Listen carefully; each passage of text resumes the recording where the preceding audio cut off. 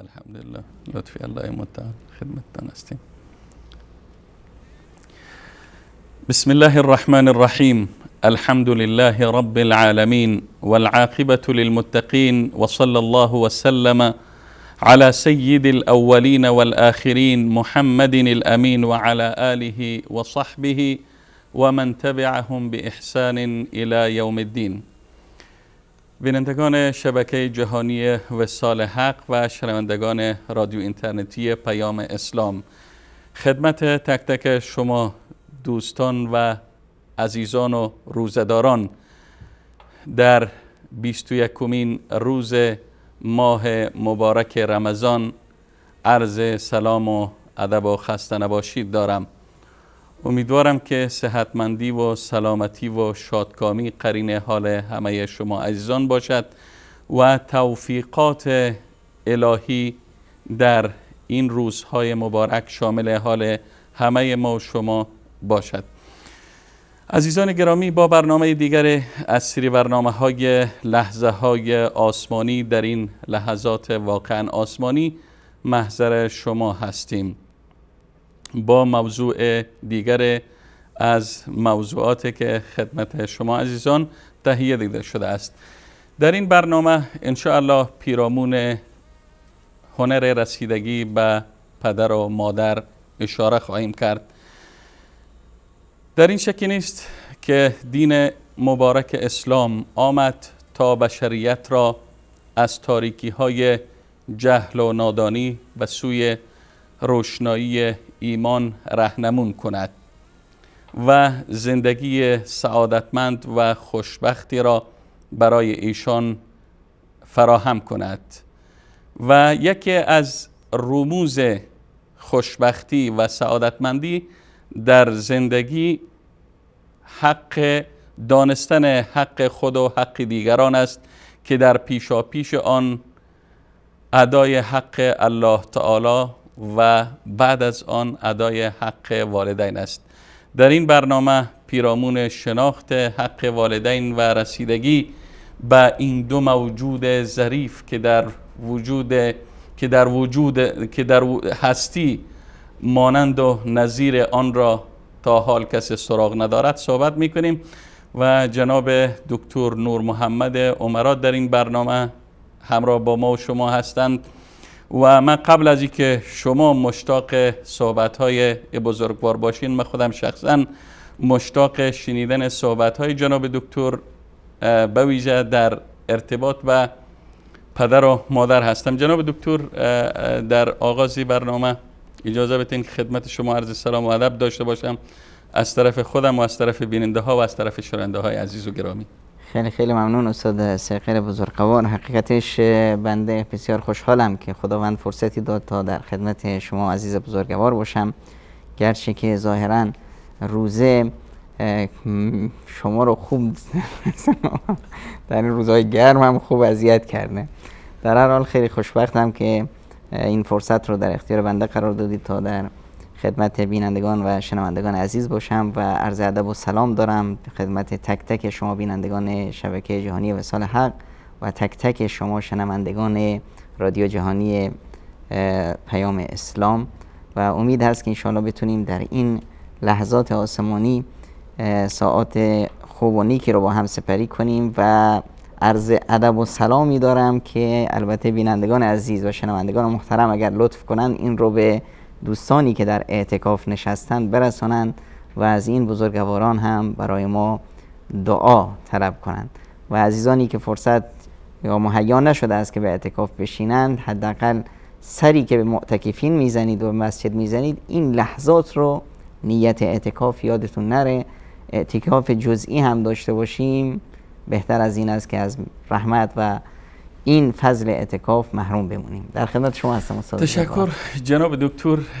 اگر اجازه بدین من در آغاز برنامه یک چند بیت از ابیات اختیار کردم خدمت بسیار خوب، بسیار، البته با لحن زیبا بیننده ها و شنونده ها زمزمه میکنم و مخصوصا من کسی هستم که البته دو موجوده که در زندگی ما و باعث وجود ما در دنیا هستند را ندارم. از دنیا رفتند، اما به دیگران توصیه میکنم که از وجود نازنین پدر و مادر استفاده کنند و راه رسیدن به بهشت و راه رسیدن به جنت را برای خودشان هموار کنند. استاد اگر اجازه بدید من یک مداخله‌ای داشته باشم در این سخنان بزرگوار شما، که هیچ وقت پدر و مادر یک موجودی هستند که خداوند متعال اونقدر به اونها مقام و منزلتی داده که هیچ وقت از زندگی انسان خارج نمیشن و هیچ وقت این فرصتی که به اصطلاح رسیدگی به اونها و رسیدن به بهشت از راه اونها از هیچ انسانی سلب نمیشه، چه اونها در زندگیشان باشند یا نباشند. حتی اگر بعد از این که رحلت کردند از این دنیا، هنوز اون فرصت برای ما باقی است که از راه اونها وارد بهشت بشیم، که اگر فرصت شد در طی برنامه اشاره خواهیم کرد. تشکر جناب دکتر. قرار بود که من در ارتباط به این موضوع حتی نرم و با شما نباشم، چون خیلی سخت است، خیلی گران است برای ما که در ارتباط به پدر و مادر صحبت بکنیم یا پای صحبت دیگر را بشینیم. ای پدر ای همدم تنهاییم، ای پدر ای همدم تنهاییم، آشنایی با غم تنهاییم. ای سپیدار بلند و پایدار، میبرم نام تو را با افتخار. هرچی دارم از تو دارم ای پدر، ای که هستی نور چشم و تاج سر. البته در ارتباط به پدر بود و در ارتباط به مادر که باید مقدم می بود، متاسفانه نشد. ای مادر عزیز که جانم فدای تو، قربان مهربانی و لطف و صفای تو هرگز نشد. محبت یاران و دوستان هم پایه محبت و مهر و وفای تو. مهرت بیرون نمی رود از سینه ام که هست، مهرت بیرون نمی رود ز سینه ام که هست. این سینه خانه تو و این دل سرای تو. جناب دکتر، فکر کنم که اولین سوالی که من از شما باید بکنم است که بر، احسان و نیکویی با پدر و مادر خود به خود در وجود انسان زرع میشه، خود به خود به وجود میآید، یا اینکه بذر نیکویی و احسان با پدر و مادر از طرف خود پدر و مادر در درون کودک کاشته میشه؟ بسم الله الرحمن الرحیم. الحمدلله و الصلاة و السلام علی حبیبنا و مولانا رسول الله و علی آله و صحبه و من والاه. خیلی زیباست استاد سرکل عزیز که وقتی ما میبینیم که قضیه رسیدگی به پدر و مادر مال مثلا مسلمون ها نیست، مال بشریت است. نه تنها مال بشریت بلکه مال خلایق هست. رسیدن به پدر مادر این باید این نماد وفاست. خداوند متعال وقتی انسانی رو خلق میکنه اونو به مجموعه بسیار زیادی از نعمتها بر اون منت میذاره و بهره‌مند میکنه. از جمله مهمترین نعمتهایی که خداوند متعال به یک انسان میده، یک موجود میده، خلایق، موجود همون وجود اون هست، خلقت اون هست، نعمت وجود. بله. در کنار نعمت وجود مهمترین نعمت حمایت هست. بعد از نعمت حمایت نعمت هدایت هست. سبحان الله. نعمت وجود اینی که این انسان رو خداوند خلق میکنه. خب خب در این وجود خداوند متعال خب واجد و خالق خداوند هست. بله. اما سببی رو خداوند مهیا میکنه که این سبب پدر و مادرن. پس نعمت وجود، در نعمت وجود پدر و مادر نقش دارن. بعد از اون نعمت حمایت هست. خب این کودکی که به دنیا اومده نیاز به چی داره؟ نیاز به حمایت و حراست داره. بله. اینه که خداوند متعال از رحمت خودش در قلب این پدر و مادر میذاره. ببینید از همه بشریت بیشترین رحمت و شفقت رو کی داره؟ رسول صلی الله علیه وسلم. رسول الله صلی الله علیه وسلم ارحم الخلائق به خلائق که هست. لو كنت فظا غلیظ القلب لانفضوا من حولك. نه، رسول الله صلی الله علیه وسلم میگه فبما رحمت من الله لنت لهم. فبما رحمت یعنی یه رحمت، یک رحمتی که خداوند به پیامبر داد یک دونه است و خود خداوند ذوالرحمه است، الرحمن هست. همین الرحمن ذوالرحمه رحمتش رو میذاره در قلب پدر و مادر. ببینید در قلب پدر و مادر. حالا این پدر و مادر هر که باشن، هر چه باشن، گرگ باشد، شیر درنده باشد، پلنگ باشد، یا انسان باشد، یا گنجشک باشد، یا هر چی باشد، خداوند متعال رحمتش رو در همین میذاره. در همین مادر درنده گرگ پایش رو بلند میکنه تا بچهش بیاد شیر بخوره. از رحمت الهی است.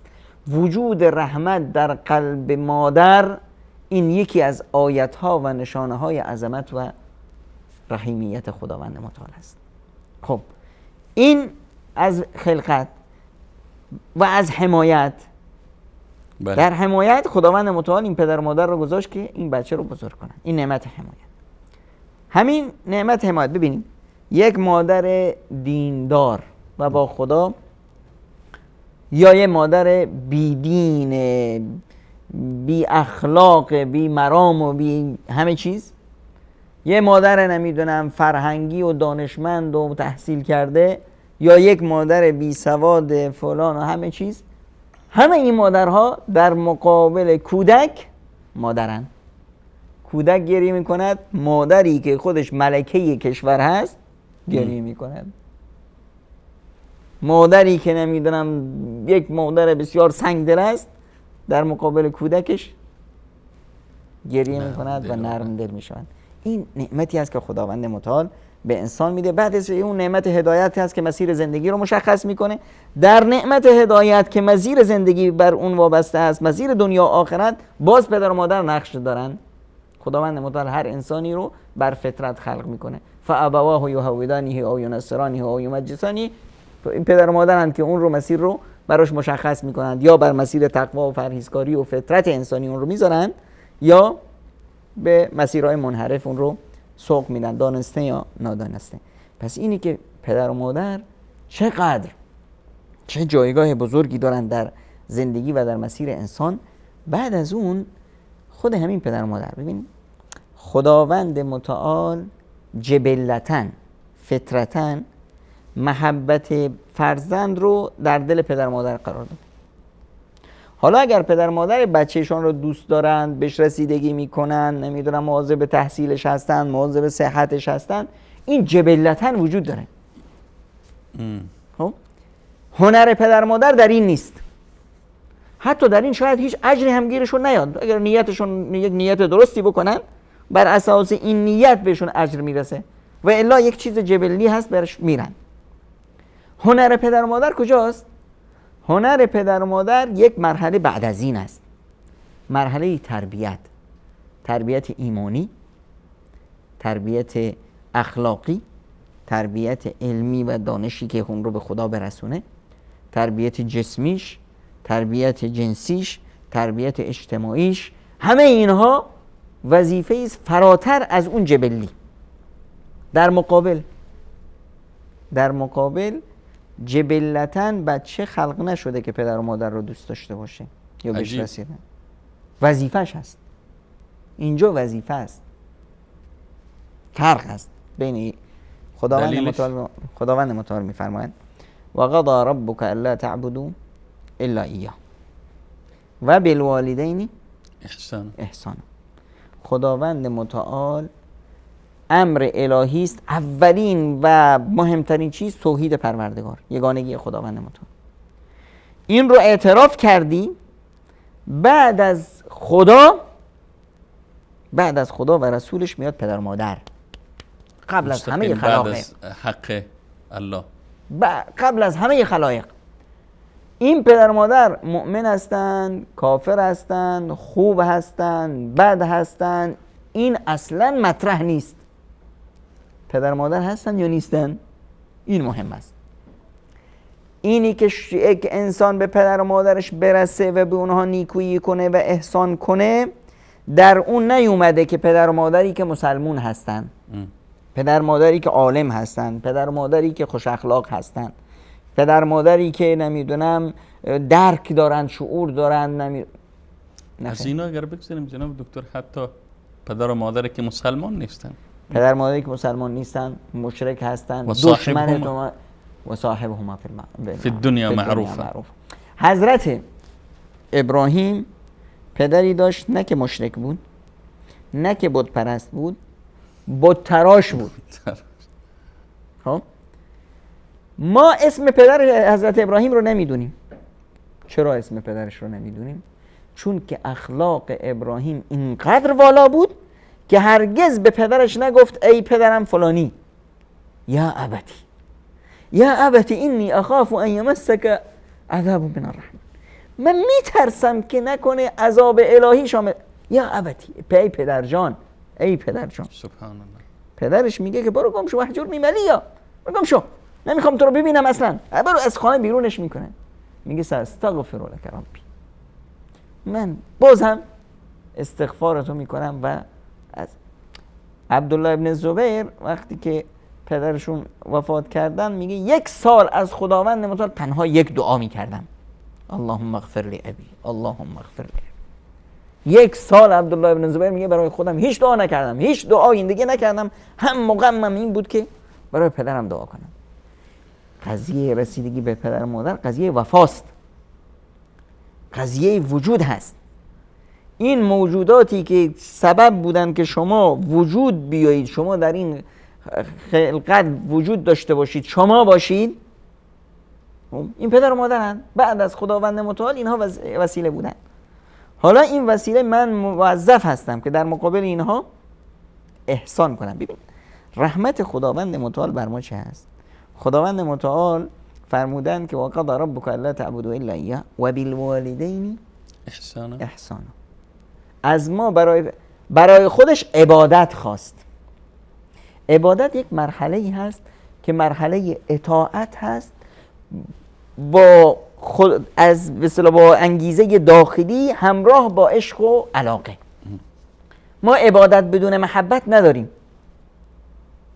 عبادت بدون محبت، ما که خداوند رو عبادت میکنیم باید با محبت باشه. عبادت اصلا اساسا چیز سختی هست، یه چیز خلاف میل هست که من در این روزهای گرم روزه بگیرم، در شبی که به اصطلاح خستم صبح زود بلند شم برم نماز بخونم، با آب سرد نماز بخونم، با آب گرم نماز بخونم، در همه چیز وضو بگیرم، همه اینا مشقت هست. بله. اما من این مشقت رو برای چی میکنم؟ چون یک انگیزه داخلی محبت الهی من رو به این طرف میکشونه.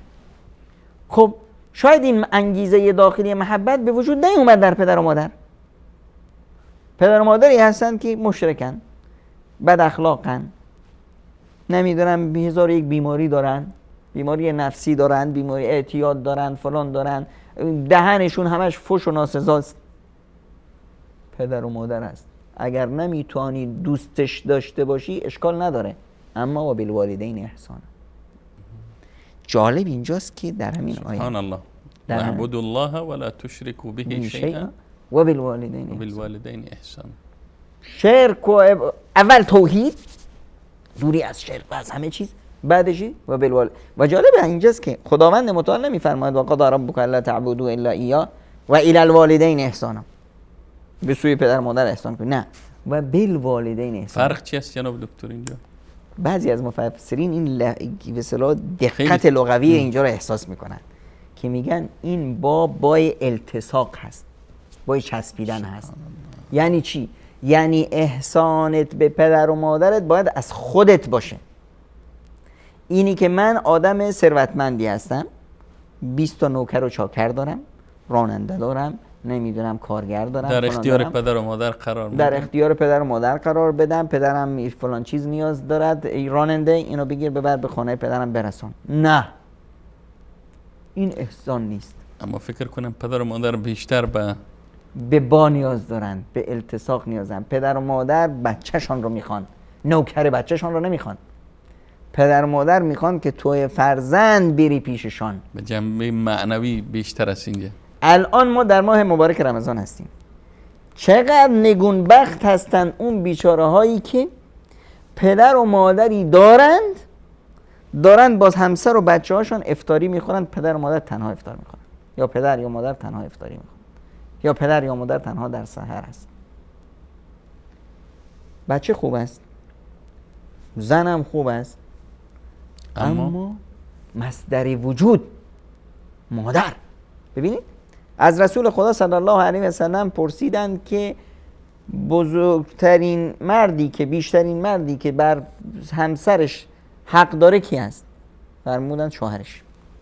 بیشترین مردی که بر زن حق داره شوهرش. بیشترین زنی که بر مرد حق داره مادرش. سبحان الله. بیشترین مردی که بر زنش حق داره، بیشترین زنی که بر مرد حق داره مادر است. حالا من مادر رو بذارم کنار برای رضایت همسر، این که نشد. این نشد هیچ. این نهایت بیوفایی است و این چنین افراد هرگز در زندگیشون موفق نمیشن. چرا؟ چون که یک کسی که مثلا دختر خانومی یا آقا پسری میاد سر جوانی، مست و شیدای غرور جوانی، میاد میپرسه که آقا من میخوام فلان دختر رو بگیرم یا فلان پسر رو بگیرم، پدر مادرم راضی نیستن، چیکار کنم؟ این سوال خودش بیانگر یک قلب بیمار هست، یک ذهن پریشان غیر متوازن هست. برای این کسانی که همچین سوال میکنن اولین سوژه این است که به یک روانپزشک مراجعه کنن. اینو مشکل دارن.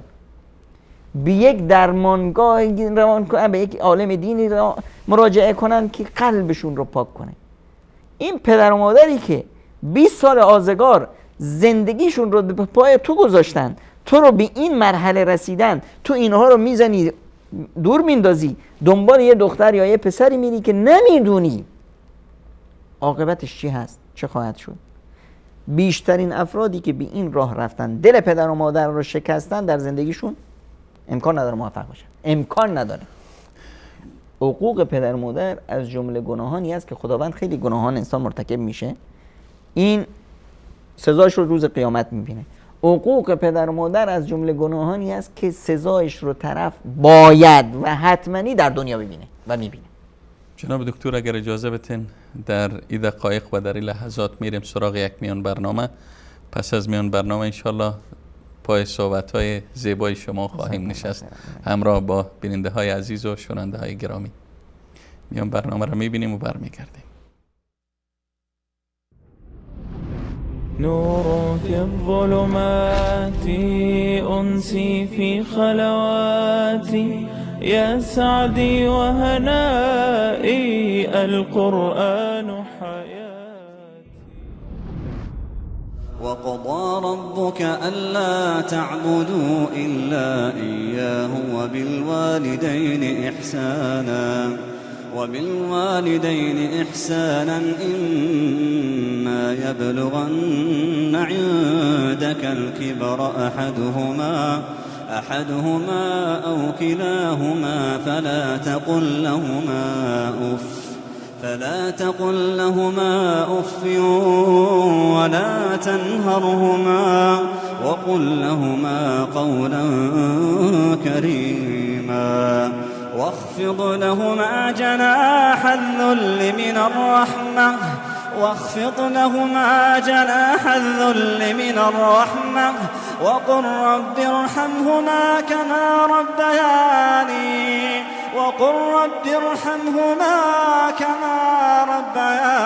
صغيرا.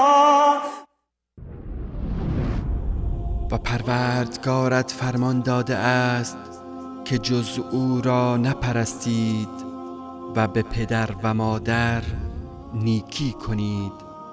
اگر یکی از آنها یا هر دوی ایشان در نزد تو به سن پیری رسیدند، کوچکترین سخن ناخوشایندی به آنان مگو و بر سر ایشان فریاد مزن و محترمانه با آن دو سخن بگو و از روی مهربانی بال فروتنی و تواضعت را برایشان فرود آور و بگو ای پروردگارم، همان گونه که در کودکی مرا پرورش دادند آنان را مشمول رحمت خیش بگردان. نور في الظلمات أنسي في خلواتي يا سعدي وهنائي القرآن حياتي.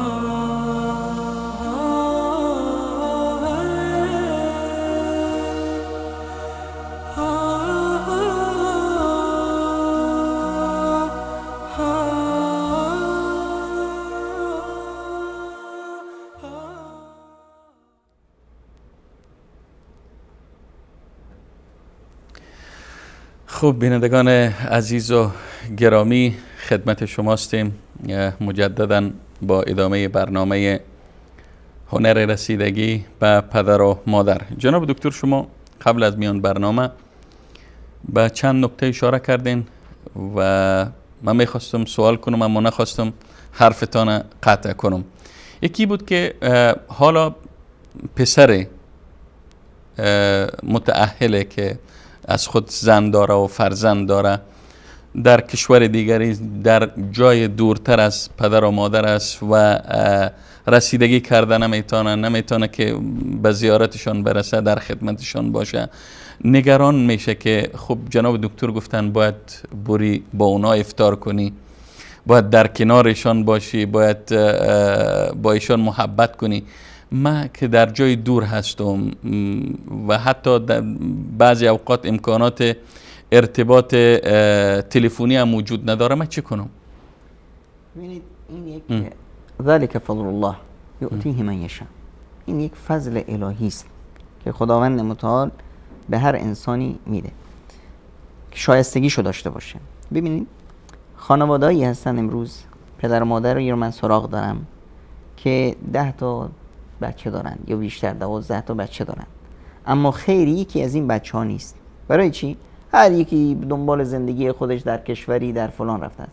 اختیار فرزندان است. آقا خداوند متعال 2 تا باب بزرگ، 2 دروازه بزرگ بهشت رو در اختیار توی انسان قرار داده. تو اینها رو گذاشتی رفتی اروپا دنبال کار، رفتی فلان جا دنبال زندگی و فلان، انتخابش با خودت بوده است. من به این افراد توصیه میکنم اگر کسی نیست که این پدر مادر رو بهش برسیدگی کنن، برادری ندارن در کنار پدر و مادر، خواهری ندارن، دنیاتو با لگد بزن برو پیش پدر و مادرت که دنیات اونجا خداوند بهت میده، رزق و روزی تو خداوند اونجا بهت میده. رسول اکرم صلی الله علیه و سلم میفرمایند که هر کسی که خواست که خداوند بهش روزی بده، یبارک له فی حیاته و ینسع فی اثره، زندگیش رو خداوند بهش برکت بده، روزی رو به خداوند متعال بهش بده، فلیصل رحمه، رسیدگی کنه به پدر و مادرش، به خویشاوندانش. این یه فرصت است.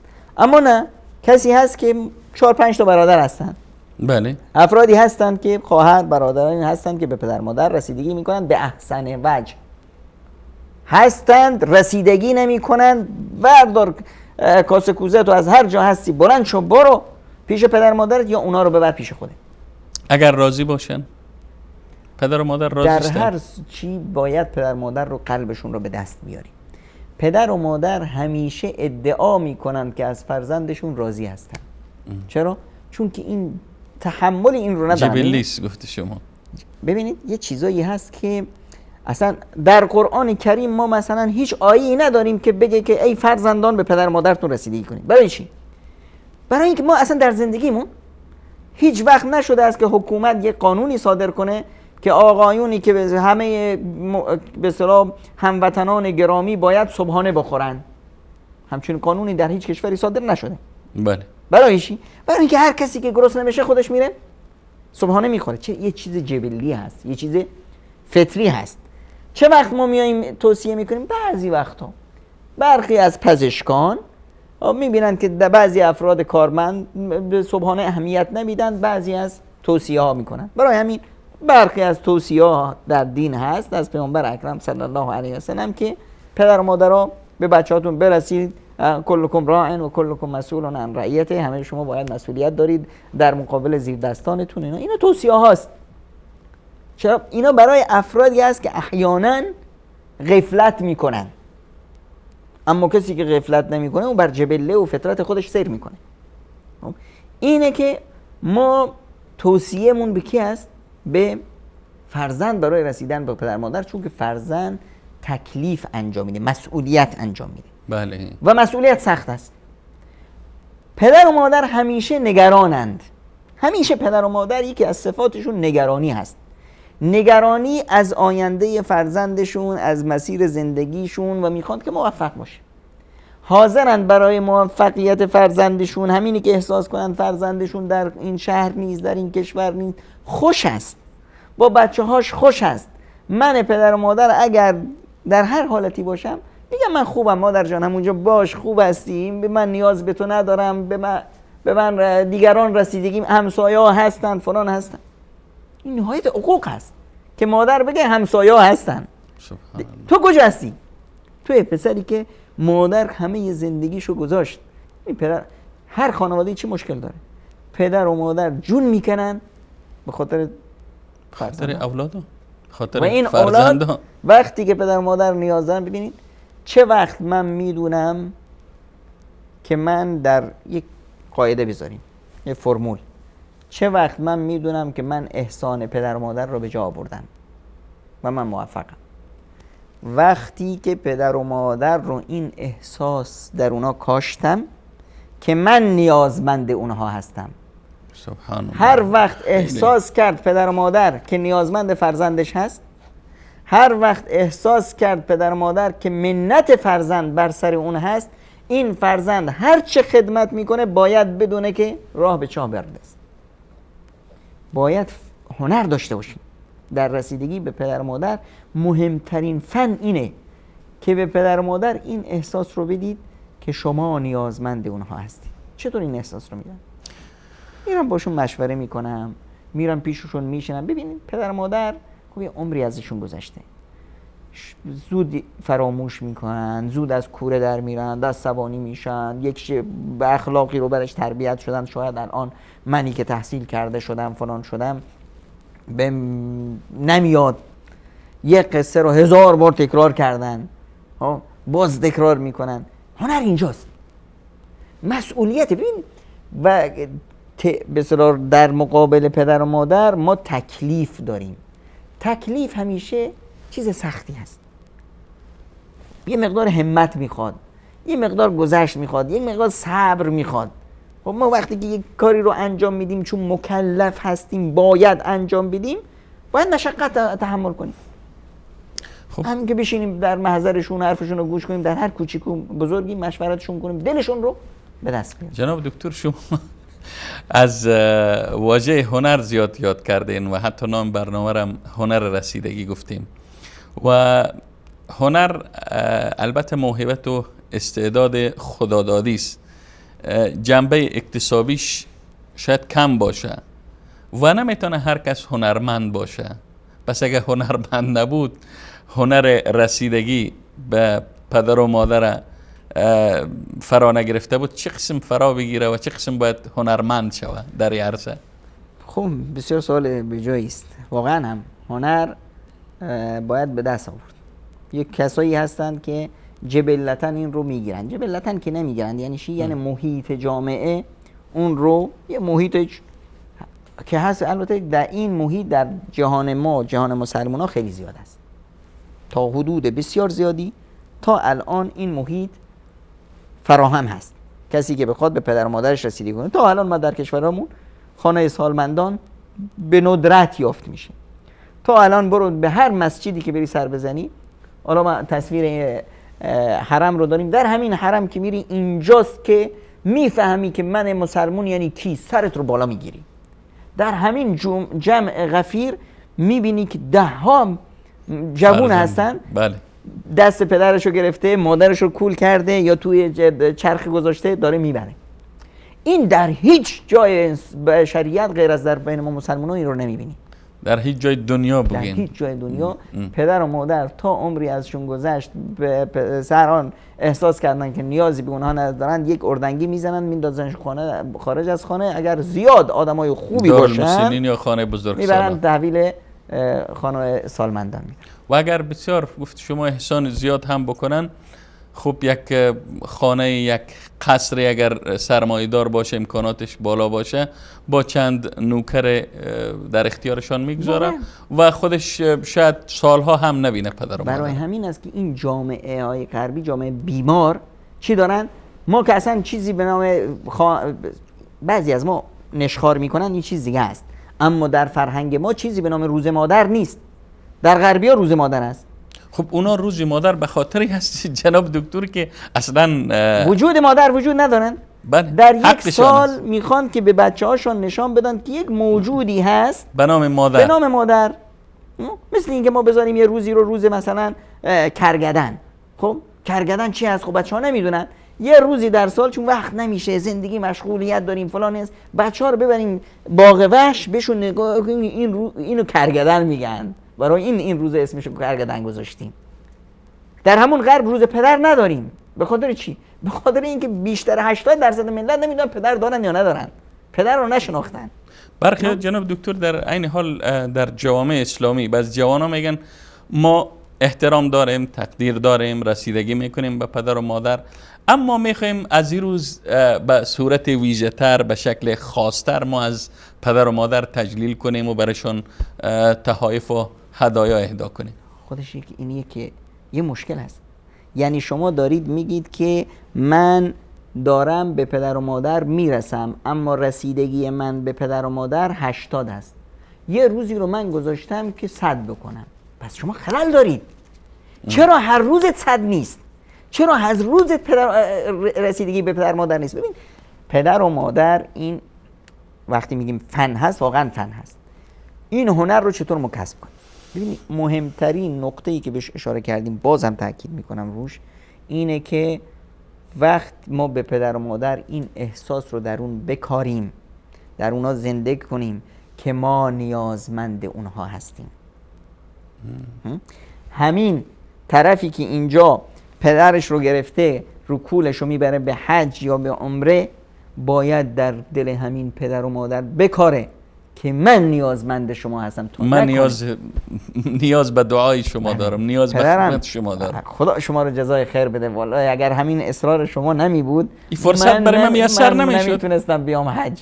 شما منو آوردید به حج. کی آورد؟ جوان بلندش کردم. اما میگه نه پدرم تو منو آوردی، مادرم تو منو آوردی. مادر جان چطور است که بریم طواف کنیم؟ ای خدا جزای خیرت بده که منو آوردی به طواف. بهش احساس بده که نیازمند اون هستی، میخوای یه کاری بکنی. تو خب میدونی که مثلا پدرت نمیده، اصلا به این مرحله پدر افت کرده، ذهنش کار نمیده. اینی که شما بیایید یک پروژه اقتصادی که شما میخواید مطرح کنید، این رو با پدرت مشوره کنید. فن داشته باش، فن داشته باش. بابا جان من اون فروشگاهی که در خیابون فلان داشتم. بله. این رو چون که میدونستم که شما خوشتون میاد که کارم گسترش پیدا کنه و فلان، با اجازه شما من اون رو یه جوری به اصطلاح مطرح کردم، یه جوری به اصطلاح میفروشم که در فلان جا 3 تا فروشگاه دیگه بزنم فلان کنم. میدونم که شما میخواستید، به خاطر شما این کارو کردم. پدر احساس کنه که این پسر مال منه، نیاز من داره در همین مسائل به من مشوره می. یه فنش هست. یه فن دیگه فن مقام هست که همیشه ببینید خداوند متعال فرمودن، خداوند مقام پدر و مادر رو چقدر بلند کردن. و قضی ربک الا تعبدوا الا ایاه، عبادت خداوند متعال و بالوالدین احسانا. بعد از اون مقام رسیدگی به پدر و مادر بعد از مقام الهی است، بعد از مقام توحید الهی است. خب ببینید ما رو خداوند امر کرده واخفض لهما جناح الذل من الرحمه. بال جاش کجا هست؟ وقتی که بسته است، مرغ ایستاده است، ما نمیگیم بال، میگیم پر. بله. وقتی که در اون کرانه های آسمان هست میگیم جناحش، بالاش باز هست. این عقابی که در اون کرانه ها هست، من و توی جوون هستیم. خداوند متعال به من و توی عقاب جوونی که در کرانه ها پرواز میکنیم میگه واخفض لهما جناح الذل من الرحمه. بیا اینجا دیگه پرواز نکن، بنداز زیر پای پدر و مادر. تویی که اونجا هستی، این بال غرور و بال شخصیت و بال جوونی، این رو بذار زیر پای پدر و مادر. از آن برج عاجی یا از آن بلند منزل پایین بیا، زیر پاشون، که بهشت زیر پای مادران هست. طرف اومد که یا رسول الله جهون است، قدرتمند، میرم جهاد در دفاع از اسلام نیاز داره. میگه پدر مادرت هستن؟ بله. فرمودند که فجاهد ففیهما فجاهد. ببینید ففیهما فجاهد یعنی چی؟ عجیب. یعنی جهاد کن در اونا. چی جهاد کنم؟ چی گونه ما جهاد کنم؟ جهاد یعنی کار ساده است. ما خب جهاد مفهومش چیست که باید در میدان کارزار بریم، در مقابل دشمن قرار بگیریم، بکشیم یا کشته شویم. احسن. و اینجا در مقابل پدر و مادر شما در میدان کارزار هستید. در میدان کارزاری که کشته نمیشی جناب دکتر، نفست رو باید بکشی. در این میدان کارزار 1000 تا دوست هستند که به شما میگن بیای بریم پیکنیک، بریم فلان، بریم الان. هستن خواهشات خودت هستن نیازهای خودت هست. همه اینها رو سر میزنی با شمشیر اطاعت پروردگار متعال که در مقابل این پدر و مادر خاک پاشون بشین. ببینید یه چیزایی هست که اصلا در تصور ما نیست. اگر من امروز میشنیدم که رسول الله صلی الله علیه وسلم در مدینه هست، صحابه افر مؤمنان چه کار میکردن؟ جان میدادن تا خودشان رو به مدینه برسانن دست در دست رسول الله در کنار صحابه. من و شما نوعی از آخرین روستای شمال ایران یا آخرین روستای بدخشان افغانستان یا نمیدونم فلان جای فلان کشور، خوجند در تاجیکستان و نمیدونم فلان کشور اروپایی و شرقی و آفریقایی بلند میشیم میریم کجا؟ مدینه. چرا؟ اینجا رسول خدا صلی الله علیه و سلم بود. الان رسول الله صلی الله علیه و سلم در روضه مبارک هستند، میاییم مؤدبانه می ایستیم میگیم السلام علیک یا رسول الله. الان در اون زمان چه شوقی بود مؤمنان رو؟ همه میرفتن. یک جوان مرد این فضیلت صحابه شدن رو فدا کرد به مقابل چی؟ خدمت مادرش. یه جوان مردی بود به نام اویس از قرن. بله. در اون مناطق بسیار دور افتاده یمن این جوان مادر پیری داشت، خدمت اون مادر رو میکرد. دلش در مدینه پیش رسول الله بود، اما مادر فضیلت صحابی بودن رو از دست فدا کرد برای خدمت مادر. در حال اویس در عهد پیامبر میزیست. در عهد پیامبر بود. شوق داشت که و میتونست که برسه. خیلی ها از رفیقاش دوستاش رفتن پیامبر رو دیدن، امروز اسمشون صحابی هست، ایشون نیست صحابی. این فرد رو ببین رسول خدا صلی الله علیه وسلم ازش خبر میدن. یعنی چی؟ یعنی خداوند به جبریل قصه اویس رو گفت که برو به پیامبر من بگو که همچنین فردی هست که مقام صحابی بودن رو فدا کرده است برای مادرش.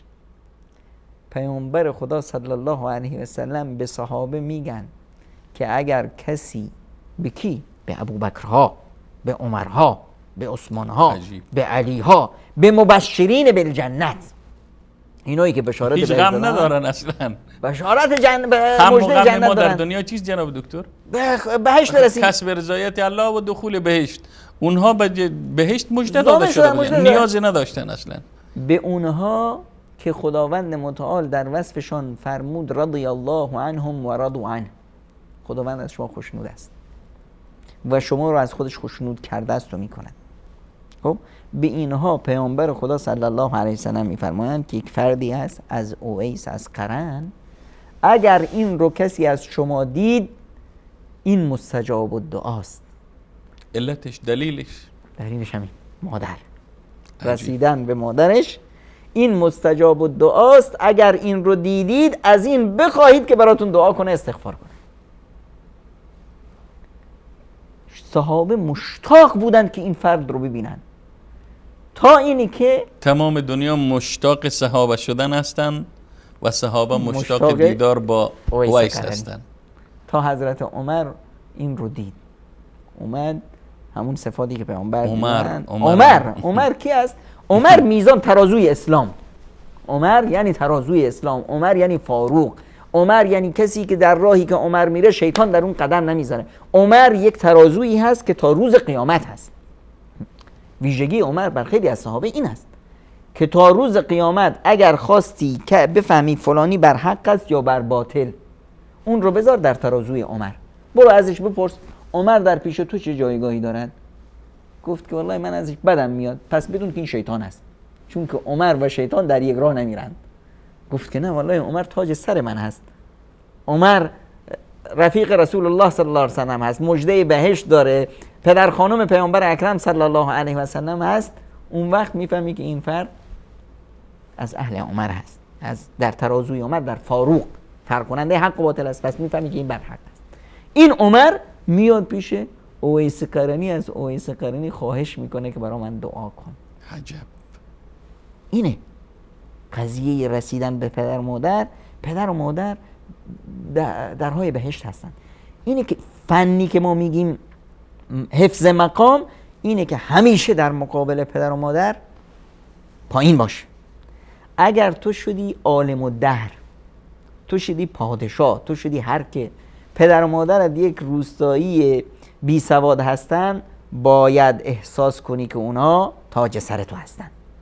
باید در مقابل اونها کوچیک بشی، در مقابل اونها جناح الذل من الرحمه بذاری پایین. یکی از صالحان حسن بصری کسی است که در بیت نبوت تربیت شد. این شخص رو کسی اومد گفت که من قرآن حفظ میکنم، با دوستام قرآن میخونم، مادرم شام درست میکنه، منتظره که من برم با شام بخورم. حالا درس قرآن رو کنار بذارم برم پیش مادرم یا درس قرآن رو بخونم؟ فرمودن که شما برید با مادرت شام بخوری، نه از درس قرآن. پیش من از اینی که بری حج بکنی، حج نافله بکنی، این با ارزش داره. رفتن به حج نافله اینقدر با ارزش نیست که شما بشینید با مادرت شام بخوری دلش رو به دست بیاری. صالحان و نیکان و از سلف صالح یک دانشمند بزرگی بود. سلیمانی دانشمند بزرگی بود، در مسجد درس میداد. مادرش که اهل علم نبوده، زن روستایی بیچاره، هم و غمش چی هست؟ مرغا رو غذا دادید یا ندادید؟ می اومد صدا میزد سلیمان بلند شو مرغا رو دانه بده. این از سلیمانی جلوی که کتاب قرآن و از جلوی کتاب حدیث بلند میشد، شاگردا رو میذاشت در مسجد، میرفت به مرغا غذا میداد. هدف مسئله غذا دادن به مرغ نیست، مسئله بر و نیکویی به مادر است. این یک فن بسیار بزرگی هست که باید این رو ما هر یکی داشته باشیم. در ببینید بعضی از صالحان میگن که آقا نگاه کردن، تلخ نگاه کردن در صورت پدر و مادر این عقوق هست. خداوند متعال میفرماد ولا تقل لهما اف. اف چی هست؟ اف آقا یک نفس کشیدن است. یک نفس کشیدن، هوا رو بیرون دادن. و این رو ما همیشه انجام میدیم، نفس میکشیم. همین اوف، یعنی الان ما اینجا میشینیم من این کار رو میکنم، یک چیز طبیعی است. این اینقدر کوچیک و بی اساس و بی ارزش هست پیش ما، اما خداوند متعال اگر در زبان کلمه نرمتر از اف می بود اینجا میگفت اون کلمه رو ولا تقل لهما اف. نه اینکه در رو روی صورتشون ببندی، نه اینکه نمیدونم معصیتشون کنی، نه نه نه نه. لا تقل لهما اف یعنی چی؟ یعنی اینی که مادر یا پدر از شما کاری خواستن، شما انجام میدید اما با عشق و علاقه انجام نمیدید. انجام میدی که دیگه چه کار باید کرد؟ نه، پدر و مادر هستن، پدر و مادر مجبورم. نه، چرا که پدر و مادر خیلی زرنگ هستن. پدر و مادر خیلی این رو درک نمیکنن. عاطفه پدر و مادر، خب این عاطفه‌ای که در من و تو هست، این احساسی که در من و تو هست، اون تار و پودش رو مادر بافته، پدر بافته. فکر نکن وقتی که شما میایید برای مادرت لبخند تمساح میزنید، دروغه که لبخند میزنید، اون نمیفهمه که این دروغی است. لبخندی که میزنی، سلامی که میدی، اگر پر از محبت و عشق نباشه، مادر احساس میکنه، پدر احساس میکنه. اینه که باید این کار خدمت اونها میکنی باید با عشق و عاطفه باشه. این یه موردش. مورد دیگه از هنرهایی که به پدر و مادر باید برسی اینه که هرگز در مقابل پدر و مادر خودنمایی نکن. هرگز این رو نشون نده که مثلا پدر و مادر شما در اشتباه بودید، بله دیگه من که دانشمند هستم، من هستم فلانم، من اصلاحتان کردم. پدر و مادر چیزی میگن شما خلافشون رو میکنید. ببینید حالا برخی ها میگن، جناب دکتر میگن اگر پدر و مادر اشتباهی میکنن، اشتباهیشان به شکلی یا به گونه‌ای باید برشان برسانی یا بازگو بکنی، پیام برسانی که شما اشتباه کردید. هنرش در همین است. هنرش این است که وقتی اصلاحشان میکنی طوری اصلاح کنی که اونها احساس کنن اونها شما را اصلاح کردن. ببینیم پدر و مادر گفتیم که اصلا یکی از ویژگی‌های پدر و مادر نگرانی هست. نگرانی از آینده فرزندشون، نگرانی از موفقیت‌هاشون، نگرانی از زندگیش و در عین حال نگرانی این خیلی مهم است از اینی که مبادا من پدر یا مادر کاری بکنم که از دل بچم کنار برم. این خیلی مهم است. جناب پدر و دکتر مادر وقتی برنامه از 5 دقیقه بیش نمانده و فکر کنم که اگر در ارتباط و هنر رسیدگی به پدر و مادر هرچی بگین هنوز هم کم است، اما میخوایم در این دقایق باقی مانده به کسایی که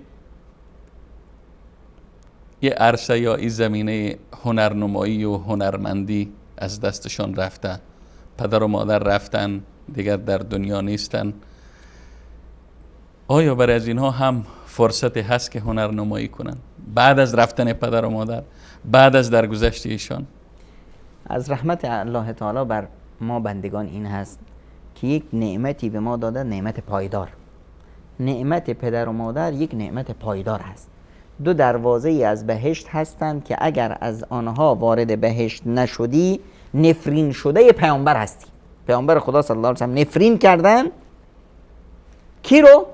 حضرت جبریل نفرین کرد پیامبر آمین گفتند. کی رو؟ اون کسی که پدر و مادر یا یکی از اونها در زندگیش بود و از راه اون به بهشت نرفت. خب حالا رفتن، این دروازه بسته شد؟ نه، این از رحمت الله تعالی است. طرف اومد از رسول خدا صلی الله علیه و سلم پرسید که حالا که پدر و مادرم نیستن من میتونم به اونها نیکی کنم؟ فرمودن بله. نیکیشون اولین موردش همین که رفتن نماز بخونی برای اونها، یعنی در نماز جنازهشون شرکت کنی و نشون بدی که هستی، همه بدونن که این فرزند فلانی است، اگر حقی چیزی بر پدر مادر هست از کی مطالبه کنن. و دعا برای اونها دعا کنیم، دعا و عبادتی که برای اونها اجر بیاره. یکی از موارد چی هست؟ رسیدگی به اون ارحامی که از غیر از پدر و مادر به اونها نمیتونی برسی. یعنی یک دوستای پدر داشت، خیشای دوری پدر یا مادر داشتن که پدر و مادر به اونها احسان میکردن، پدر و مادر با اونها زندگی میکردن، سلام و دعا داشتن، محبت داشتن، دیز و بازدید میکردن، شاید هیچ خیش نباشن اما چون این رفیق پدرم بود بهش باید برسن. این رفیق مادرم بود، در زمان مادر میامد خونه ما، باید به این برسم. وقتی من به این میرسم چه اتفاقی میفته؟